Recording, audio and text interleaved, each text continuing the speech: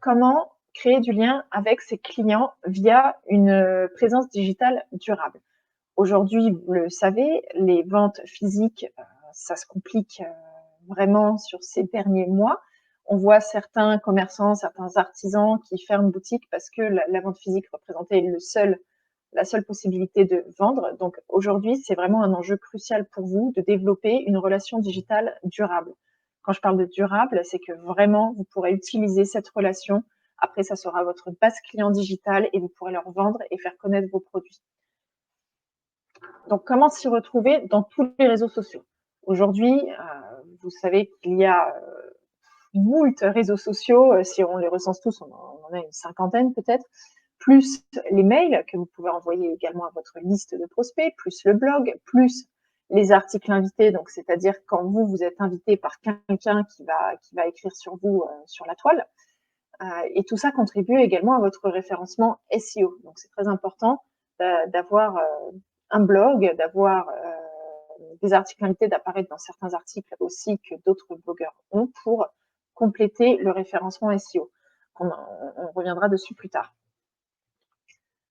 Donc, les clés de la communication déjà pour que vous vous mettiez à l'aise avec la relation digitale, pour que on désacralise un peu tout ça. Donc déjà, choisissez un format de communication avec lequel vous êtes à l'aise. Exemple, voilà, ne vous lancez pas sur YouTube si la vidéo c'est pas quelque chose qui vous plaît.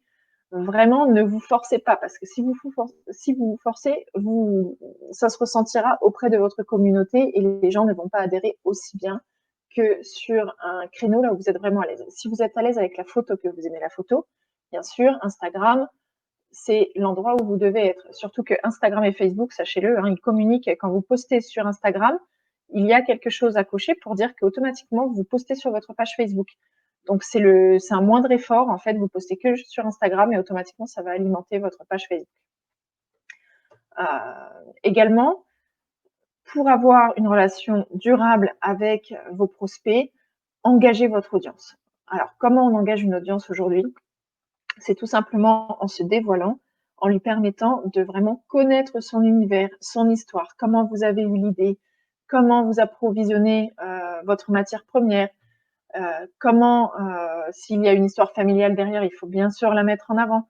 Ça, c'est vraiment, tout ça, ça va venir, c'est du storytelling en fait, c'est ce qu'on appelle en anglais le storytelling. C'est un bien grand mot. Au final, voilà, le storytelling, c'est juste dire votre histoire, être authentique, et c'est quelque chose qui va vraiment engager votre audience parce que demain, enfin, ceux qui sont sur la toile, justement, qui sont sur le digital, ils veulent quelque chose d'authentique.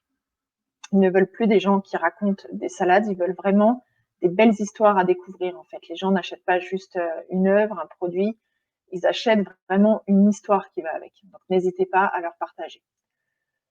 Ensuite, utilisez les réseaux sociaux où sont vos clients. Ça peut paraître logique, encore une fois, mais c'est vrai que faites vraiment du reverse customer. Quelle tranche d'âge ont vos clients? S'ils ont entre 25 et 40, 25 et 40, je dirais, ça serait plus sur Instagram. Si ils ont plus vers la quarantaine, Facebook, ça marche très bien. Si vous êtes plus aussi sur du contenu business, donc là, on n'est pas tellement sur la tranche d'âge, mais on est plus sur le contenu qui est proposé. Business, par exemple, LinkedIn et Twitter, c'est très bien. Donc voilà, regardez vraiment où sont vos clients, sur quel réseau, et à partir de là, sélectionnez simplement 2 ou 3 réseaux max. C'est vraiment mon conseil pour débuter. Moi, j'ai commencé justement qu'avec Instagram sur mon business pour mon site e-commerce, parce que j'ai donc l'autre casquette également pour un site e-commerce qui vend du linge de lit en soie, maintenant depuis plusieurs mois. Et en fait, aujourd'hui, ma relation avec mes clients Instagram est très qualifiée. Quand je lance un nouveau produit, je le mets sur Instagram parce que je me suis vraiment focus sur ce réseau-là. Et, c'est un vrai levier pour l'activité d'avoir comme ça une communauté en ligne. Voilà, donc 2 ou 3 réseaux max pour commencer, c'est vraiment mon conseil. Alors, comment engager votre audience? Mon conseil pour engager l'audience, c'est de respecter la méthodologie AIDA, qui est une méthode marketing en fait de vente qui est connue depuis des années. et qui s'applique totalement pour engager l'audience et pour développer le nombre de personnes qui vous suivent sur le digital. Donc, le premier point, c'est vraiment attirer leur attention en leur parlant de ce qui leur manque au quotidien et ce que vous venez compléter avec vos créations, avec vos produits. C'est vraiment à quoi vous répondez. Aujourd'hui, chaque produit, même voire des toiles viennent compléter, en fait, des œuvres viennent compléter un manque ou un besoin chez vos clients. Donc ça, mettez-le en avant. En deuxième étape, parlez-leur de l'intérêt de votre produit, donc de tous les bénéfices que vous pouvez avoir. Donc ça, en fait, cette méthode AIDA, elle s'applique, comme je disais, sur la description d'un produit, mais elle s'applique aussi au quotidien sur les réseaux, sur ce que vous allez partager sur les réseaux, dans les mailings, dans vos articles de blog avec vos clients. Donc, parlez-leur de l'intérêt de vos produits. N'oubliez pas qu'à la fin, vous répondez à un besoin. Donc, à quel besoin vous répondez à travers ces intérêts. Ensuite, en troisième, le désir. Donc, le D de AIDA, c'est susciter le désir. Donc là, vous pouvez ajouter des témoignages parce que la preuve sociale, aujourd'hui, est très, très importante. N'oubliez vraiment pas ça. Pour réussir aujourd'hui sur une stratégie digitale, il y a ce que vous pouvez dire en tant que créateur, mais il y a surtout ce que les autres peuvent dire de vous, de vos créations. Et ça, c'est vraiment, je dirais, c'est même plus, ça a plus de valeur aux yeux de vos prospects que en fait, vos propres dires. Donc n'hésitez pas à donner des témoignages, aussi à lever les objections, les freins potentiels. Par exemple, sur Émilie Spilot, donc qui vend des thés d'oreiller en soie majoritairement. Voilà, la thé d'oreiller en soie. Pour attirer l'attention, en fait, je leur dis: «Est-ce que vous avez la peau sèche? Marre de la peau qui tire, le matin au réveil?» Ensuite, je parle de l'intérêt des produits, qu'il contient des acides aminés, qu'il est 43 plus doux que le coton. Et ensuite, donc, je suscite le désir avec des témoignages de mes clients. Heu, Si vous en avez pas, je suis sûre que vous pouvez en trouver, même des amis, des personnes, vous les mettez. Voilà, et je lève des objections. La soie se lave à 30 degrés, par exemple, elle peut se laver à 30 degrés parce que laver à la main, il y a plein de gens qui n'achèteraient pas si c'était lavable à la main. Elle dure dans le temps, elle n'est pas fragile contrairement à ce que l'on pense. Voilà, ça, c'est aussi susciter le désir et en plus lever les objections. Et enfin, on amène les clients à l'action. Et l'action, ça va être tout simplement pour une action, ça c'est valable autant pour, là c'est vraiment dans l'action de vendre in fine, mais donc pour que votre audience vraiment, connecte avec vous et achète vos produits, il faut malheureusement, ça peut paraître, mais une notion d'urgence. Alors c'est une notion d'urgence, ça peut être, tout simplement profiter de la période de Noël, pour profiter de nos produits à, -20. Nous avons 100 produits en stock, nous avons, 20 créations, voilà, c'est quelque chose qui va faire que les clients, et en plus c'est la réalité quoi, donc faut pas hésiter à le mettre pour que les clients passent un peu plus à l'action et engagent avec votre marque. Heu, donc j'ai donné un exemple pour ma stratégie de communication e-commerce. Donc en fait, moi aujourd'hui, je suis sur, ces réseaux-là, mais principalement mon réseau, moi, c'est Instagram. J'ai choisi Instagram parce que c'était vraiment, j'ai une marque très visuelle, donc où je peux prendre des photos de thé d'oreiller en soie, j'ai vraiment, et puis mon audience, Instagram, c'est une audience, on va dire, autour de 25-30 ans. C'est une audience assez jeune, mais qui a quand même du pouvoir d'achat, donc c'était intéressant pour moi d'être là-dessus. J'ai une page Facebook, mais que j'alimente seulement via les posts Instagram. Donc c'est très pratique Instagram parce qu'en fait, il suffit de mettre, publier sur la page Facebook. Donc en automatique, en fait, j'alimente ma page Facebook grâce à Instagram. Mais bizarrement, je mets l'énergie sur Instagram, donc la page Facebook, j'ai très peu de personnes qui me suivent, alors qu'Instagram, j'en ai bientôt 2 500 en quelques mois. Donc voilà, ça c'est, et j'ai acheté aucun abonné, on y reviendra plus tard, mais j'ai vraiment fait en organique, heu, donc j'ai pas triché sur mon nombre d'abonnés.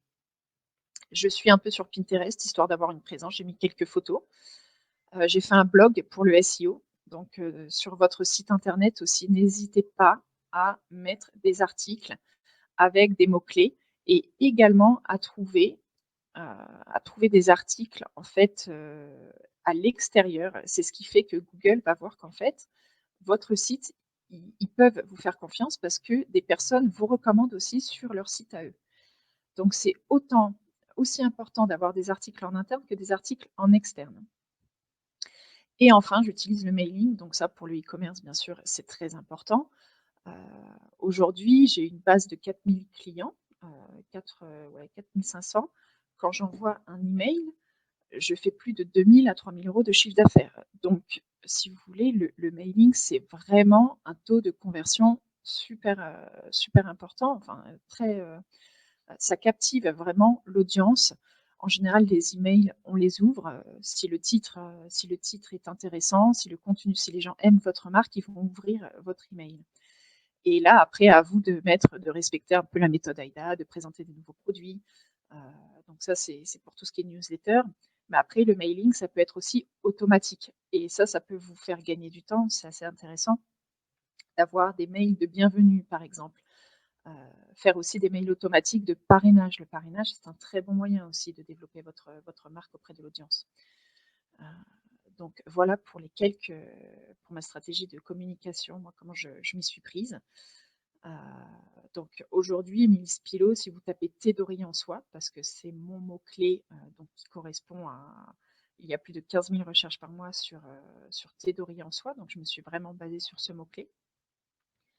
Émilie Spilot arrive au début de la 3e page Google, donc au bout de 6 mois, c'est pas mal.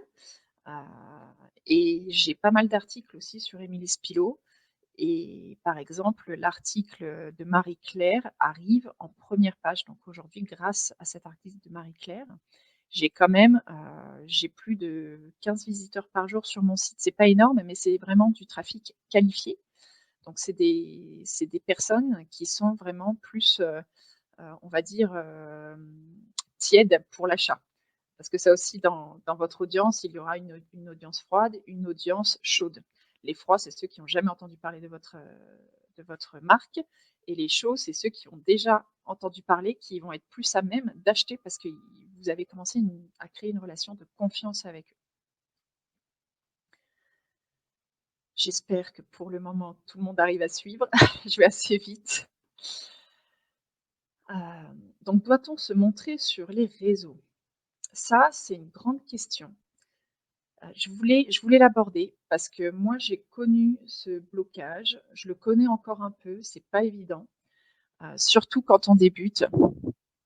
Donc en fait, ce qu'il faut savoir voilà, je remets un peu la caméra pour parler en caméra.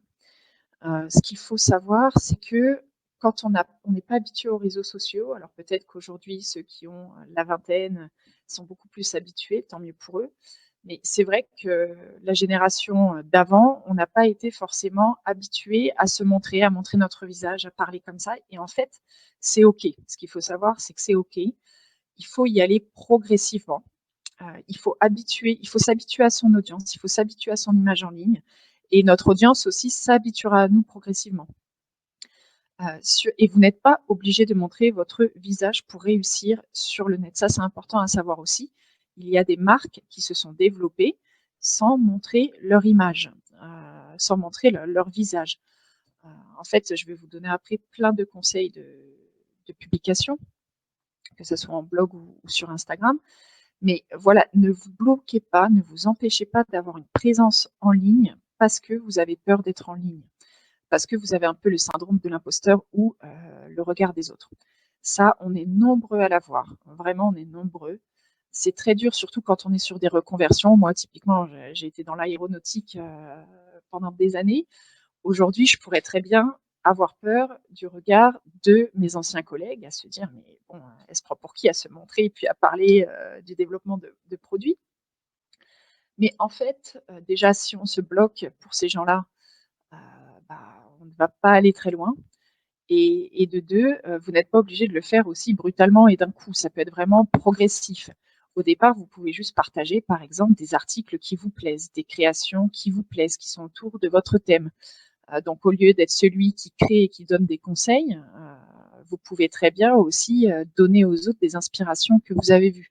Voilà et comme ça on y va crescendo, crescendo et je vous assure qu'au bout d'un moment, en fait, on s'habitue et on commence à être OK avec son image et à se montrer en ligne.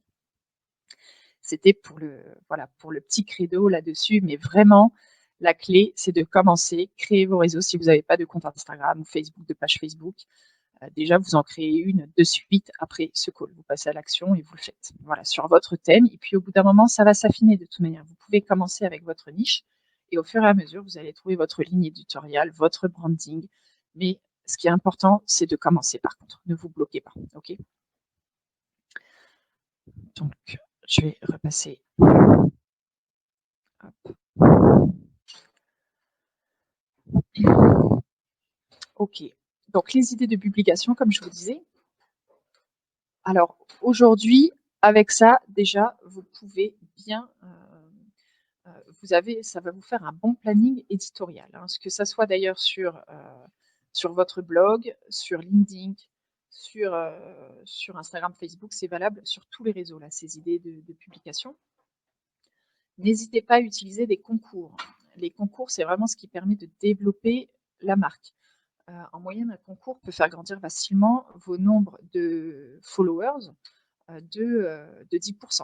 Voilà, aujourd'hui, moi, facilement, j'avais 2000 abonnés. Si je fais un concours, je vais gagner 200 abonnés. Donc, bien sûr, n'inondez pas de concours, mais par exemple, un rythme de 2 fois par mois, c'est quelque chose qui est totalement envisageable. Voilà. Après, n'hésitez pas également, quand vous n'avez pas d'inspiration, partagez simplement votre quotidien ou vos problèmes ou les expériences vécues. Heu, voilà, c'est vrai que c'est quelque chose aussi quand, par exemple, vous n'avez pas de création sur les 2-3 dernières semaines à partager, c'est pas grave justement, partagez un peu votre quotidien. Partagez aussi, vos partenaires, ce qu'ils font, mettez en avant vos partenaires, ça peut être sympa. N'hésitez pas à mettre des citations, ça passe toujours. Encore une fois, tout est dans le dosage. Il ne faut pas faire 3 jours de citations d'affilée. Mais une citation par semaine, par exemple, c'est complètement OK. Voilà, poser des questions à votre audience aussi, ça permet d'engager. Ça, c'est important, que ce soit sur LinkedIn, sur Instagram. Commencez vos posts avec des questions. Comme ça, de suite, ça suscite l'intérêt en fait auprès de votre audience. Voilà, les témoignages aussi, n'hésitez pas. Si vous avez des bons témoignages clients, c'est bien de les partager, par exemple, 1 fois par semaine. Et en petit conseil, en petit tips, ça, je l'ai constaté également que l'audience en ligne, est beaucoup plus à même de connecter si vous utilisez le «je» ou si vous utilisez le «nous», que vous êtes vraiment dans le personnel. Heu, Aussi les systèmes de parrainage, c'est quelque chose qui marche bien. Utiliser aussi les fêtes du calendrier, par exemple, c'est dommage, enfin, quand on est créateur, c'est dommage de ne pas utiliser la période de Noël, de ne pas utiliser la fête des mères, la fête des pères, parce que c'est quelque chose où les gens vont être beaucoup plus réceptifs. Et enfin, le branding. Le branding, c'est un vaste terme qui regroupe beaucoup de choses, mais je dirais pour commencer, essayez au moins d'avoir un code couleur, un code police qui est cohérent euh, pour votre marque. Comme ça, en plus, si vous utilisez Canva, là ce que j'ai moi en ligne, si vous utilisez Canva, vous reprenez le même type et ça vous fait gagner du temps en fait parce que votre design est déjà enregistré. Là, je voulais vous montrer 3 marques pardon, 2 marques qui cartonnent et la mienne qui est en cours de développement, mais qui commence à bien marcher. Donc, Respire Naturel, la marque Respire, pour ceux qui connaissent. Donc, c'est une jeune femme qui a créé une marque en fait avec des produits made in France et bio. Voilà, elle a un peu bougé le marché avec son design. Et donc elle cartonne parce que donc elle met souvent en avant ses produits. Elle met en avant, donc les comptes des autres et elle crée aussi des événements, que ce soit en physique ou en digital. Et elle, comme vous pouvez voir, elle a un branding qui est quand même assez novateur et assez classe. Donc c'est vrai que ça voilà, elle a très vite engagé avec son audience sur Instagram. Il y a aussi la marque Gemio. Donc la marque Gemio, c'est vrai elle est très sympa cette marque, donc pareil, Pauline Léniaud, qui a créé ça avec un associé et elle, donc elle a changé la joaillerie, donc joaillerie de luxe, mais qui se vendait qu'en présentiel et elle, en fait, elle a créé une ligne, tout en digital et elle, par exemple, elle ne s'est pas montrée sur Gemio, vous ne voyez pas sa tête une seule fois. Ce sont ses créations, ce sont des citations, et aussi sur Instagram et sur d'autres réseaux, Facebook, il le propose, LinkedIn, je ne sais plus. Mais en fait, voilà, n'hésitez pas à mettre des stories à la une. Comme vous pouvez voir sur mon site, je l'ai mis aussi. Bon, alors là, j'ai montré mon visage pour la première fois. Et d'ailleurs, c'est une des publications qui a le mieux marché. Et après, j'ai mis des stories à la une. Voilà, les collabs avec les différentes personnes, la presse. Et ça, en fait, dès que quelqu'un arrive sur votre compte, peu importe la plateforme, il y a forcément un peu des informations à mettre à la une. N'hésitez pas, ça, il faut les mettre en avant. Comme ça, de suite, votre client peut avoir les témoignages, peut avoir les témoignages de la presse. Voilà, c'est super important de fonctionner comme ça et de le faire très rapidement. Quelques outils pour la présence digitale. Donc la gestion des emails, je vais faire un petit zoom dessus, mais la gestion des emails, j'ai 3 logiciels qui sont pas mal. Klaviyo, je fais une petite faute d'ailleurs, désolée. Hop. Klaviyo, qui est plus pour le e-commerce, hein, pour les e-commerçants ici, je vous conseille vraiment ce logiciel. Mailchimp, qui correspond un peu pour tout type de trafic et de business, qui est très bien. Et vraiment, la gestion des emails, enfin pour ceux qui fonctionnent encore en Google, je sais que certains se reconnaîtront.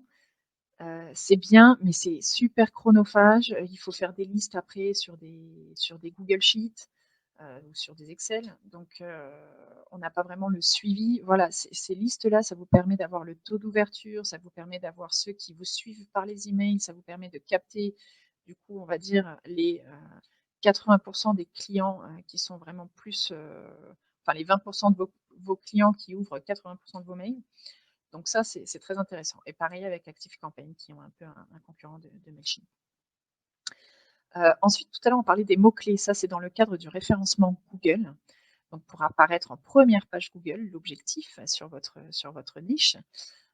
Donc, allez chercher les mots-clés sur KW Finder. Ça, il y a une version payante que j'ai. D'ailleurs, si vous m'appelez après ou si vous voulez me contacter, je pourrais vous donner un peu enfin, le diagnostic là-dessus à travers KW Finder. Mais la version gratuite permet de faire quelques petites recherches et d'avoir une bonne idée. Donc, n'hésitez pas à aller là-dessus. Answer de public aussi, ça permet d'avoir un peu toutes les questions, tous les thèmes que les gens recherchent sur Google. Voilà, c'est sous une forme de mind map, c'est vraiment très bien de l'utiliser pour savoir en fait quelles sont les attentes vraiment de vos clients. Photos gratuites, ça c'est toujours un peu quand on recherche des photos, ça peut être toujours un peu chronophage. Donc Shutterstock, Pixabay et Canva, bien sûr, c'est pas mal. Donc n'hésitez pas à aller là-dessus pour quand vous êtes en manque d'inspiration, de photos. C'est pas mal ces bases de données. Et pour la gestion des réseaux sociaux, donc il y a Hootsuite vous pouvez autant, c'est vraiment un planificateur de posts de posts sur les réseaux et ça permet également de répondre sur une même interface aux commentaires. Et Hootsuite, ça permet de planifier les réseaux sur plusieurs jours. Donc ça, c'est pas mal quand on disait là au premier webinaire qu'il faut essayer de grouper les tâches. Quand un mardi matin, vous décidez de vous y mettre 3 heures pour planifier les 10 jours à venir, Hootsuite, c'est vraiment l'outil qui est pas mal. J'en ai testé pas mal, mais Hootsuite, c'est bien. Ensuite, le Facebook Page Manager. Donc là, c'est une interface qui regroupe en fait les messages d'Instagram et de Facebook, qui permet de faire de la modération, de répondre aux messages et aux commentaires sur un même endroit. Donc pareil, on gagne du temps, c'est pas mal. Et Canva pour vos présentations, pour vos posts, pour faire des petits designs sympas, pour poster et pour travailler votre branding visuel. Ok. Donc zoom sur les mails. Aujourd'hui, pourquoi est-ce qu'il faut absolument se capter les emails de vos prospects dès que vous commencez une activité? En fait, l'email, ça va être le moyen le plus engageant, le plus personnel de communiquer avec vos clients et c'est celui qui a le meilleur taux de conversion. Donc le taux de conversion, tout à l'heure je ne l'ai pas précisé, excusez-moi, c'est le nombre de personnes qui achètent par rapport au nombre de personnes qui visitent votre site internet. Et en fait, voilà, l'email, c'est vraiment quelque chose de personnel qui prouve votre sérieux. Donc dès que vous pouvez, créer une liste email, commencez à compiler. Ça peut être tout simple, mais par exemple sur votre site internet, ne laissez pas un visiteur qui vient repartir sans vous donner votre email. C'est vraiment super important. Vous pouvez mettre par exemple, offrir un e-book de bienvenue ou offrir, si vous avez des bijoux, vous pouvez dire, je vous offre, les 10 façons de faire, les bijoux, enfin, voilà, j'improvise là, mais c'est vrai que c'est quelque chose qui est très important. Heu, si vous êtes plus dans le service, que vous créez des produits, designez des produits, faites du CAO, tout ça, bah, par exemple, vous pouvez très bien dire, les 10 méthodes. Les gens, aiment bien aussi quand il y a un chiffre, c'est clair, c'est concret. Les 10 méthodes pour, générer des produits winners aujourd'hui. Voilà, quelque chose comme ça. Donc voilà, les emails, ne laissez pas essayer de capter au maximum parce qu'après ça vous fait une liste email qui grossit, avec qui vous pouvez interagir, avec qui vous pouvez créer du lien. C'est le meilleur moyen de créer du lien, c'est vraiment la liste email. Donc ça, mettez en place un système dès aujourd'hui où vous offrez un petit cadeau en échange de l'email. Donc, comme ouais, je vous ai dit les chiffres tout à l'heure, moi j'ai plus de 4000 personnes dans ma base email et c'est vrai que c'est très intéressant. Dès que j'ai un nouveau produit, je leur partage. Et il y a aussi les emails automatiques, heu, donc les emails de bienvenue et ça, vous pouvez le faire avec Mailchimp, avec Klaviyo. Vous mettez vraiment un système d'emails de bienvenue. Les gens, ils aiment bien être accueillis avec un email, avec un petit cadeau, un petit e-book, voilà. Ça fait toujours plaisir, heu et vous, en plus, ce n'est pas du tout chronophage. Une fois que c'est mis en place une fois, c'est mis en place pour toujours. Un petit zoom sur le SEO parce que ça va être le meilleur moyen gratuit en fait de connecter avec votre audience, d'être visible sur la toile pour vraiment grossir, l'audience qui va vous suivre et en plus, c'est vraiment du long terme parce qu'une fois que vous êtes là, enfin, ça ne fait que s'amplifier. Une fois que vous êtes en deuxième page Google, normalement, vous ne repassez pas en troisième page Google. Donc voilà. Comment avoir un bon référencement? Il y a plein de conseils, mais je dirais les 4 à retenir. Déjà, c'est faire un blog sur votre activité. Très rapidement, faire un blog, faire des articles. Si vous n'aimez pas faire des articles, vous les sous-traitez. Après, vous les relisez. Moi, c'est ce que je fais sur Émilie Spilo, hein. J'ai créé une vingtaine d'articles que j'ai sous-traités parce que je ne voulais pas passer 10 heures à écrire des articles. Heu et ça, donc, c'est des blogs un peu que vous allez mettre avec les mots-clés. Donc les mots-clés, pareil, autour de votre thème que vous allez trouver sur, KW Finder, par exemple. Heu et donc, vous les mettez sur votre site internet et vous vous référencez un peu comme le spécialiste de votre domaine. Ça, c'est important. Google sait repérer, grâce à ces blogs, si vous êtes, quelqu'un de valuable, d'important sur ce thème-là et donc il va vous mettre en avant.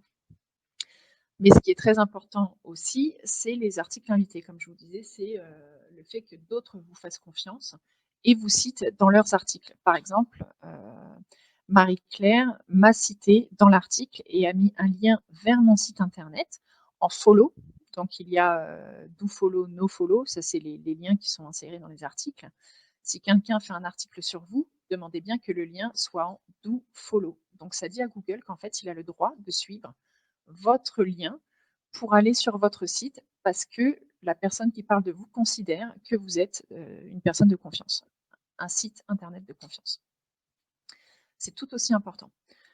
Donc cibler les beaux mots-clés, ça on en a parlé avec les outils que je vous ai dit, hein, si vous ne l'avez pas encore fait, faites-le dans les jours à venir, vraiment citer comment vous référencer avec les mots-clés sur Google.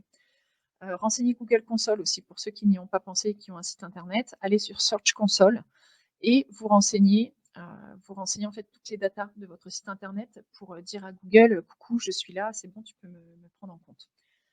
Si vous ne savez pas comment faire, il y a plein de tutos sur YouTube, n'hésitez pas à en bénéficier. Voilà et puis article externe avec lien en follow. Donc là, j'en ai parlé. Les erreurs à éviter sur les réseaux, ne pas s'appuyer sur des réseaux plus grands. N'hésitez pas à contacter des influenceurs, à faire du marketing d'influence, que ce soit pour les blogs, que ce soit sur LinkedIn. N'hésitez pas à demander à des personnes, voilà, moi j'ai tel produit, j'ai tel service, j'aimerais beaucoup, avoir une collaboration avec toi, est-ce que ça serait possible? Et puis là, c'est parti et vraiment ça va vous faire, c'est ça qui va décupler de façon exponentielle en fait, votre audience. Heu, évitez de publier la même donnée sur tous les réseaux sociaux parce que ça en fait, Google le trace aussi. Les algorithmes, Instagram, LinkedIn le tracent aussi. Si vous avez publié sur Instagram et sur, LinkedIn la même data, ils vont un peu vous bannir, ils mettront pas vos publications. Donc adapter un peu à chaque réseau. Voilà, ça c'est le thème. C'est pour ça qu'il faut éviter d'en avoir trop parce qu'adapter, ça prend du temps. Mettez des photos aussi en cohérence avec votre audience et avec votre, écrit, hein. Donc voilà, s'il y a une photo heu, d'une thé d'Orient en soie, mais que derrière, je parle alimentation, même ça, en fait, l'algorithme va le détecter et ils vont bannir mon post. Voilà. Éviter d'acheter des abonnés aussi. Ça, c'est une erreur. Il y en a beaucoup pour paraître plus gros qui vont acheter 2 000 abonnés. C'est très facile. Vous cherchez un peu sur Google, vous allez voir, vous pouvez en acheter 10 000 pour 50 €. Et en fait, ça, déjà les réseaux le détectent, l'algorithme le détecte que vous avez triché et en plus, vous ne pourrez pas savoir quelle est vraiment votre audience qualifiée. Aujourd'hui, Émilie Spello, j'ai 2 500 personnes, j'ai acheté personne. C'est-à-dire que tous les gens qui sont venus, c'est parce qu'ils voulaient s'abonner à mon site et donc je sais que c'est des personnes qui sont qualifiées. Et enfin, publier tous les 36 du mois. Bon, ça, c'est aussi une erreur, ça paraît logique, mais essayez d'avoir une publication au moins une fois par jour, hein, sur les réseaux. D'ailleurs, il ne faut pas forcément plus d'une fois par jour parce qu'après, vous inondez aussi et vos contenus vont passer à la trappe. Mais une fois par jour ou une fois tous les 2 jours, c'est un bon rythme. Voilà. Donc, aujourd'hui, là, j'ai fait le tour. C'était un peu, il y a encore une fois plein de choses à dire. Donc, l'idée, c'était vraiment vous donner les grandes lignes, ce qu'il faut faire en priorité, heu et comment être visible, comment vraiment engager avec votre audience. Voilà, tous les petits conseils du quotidien.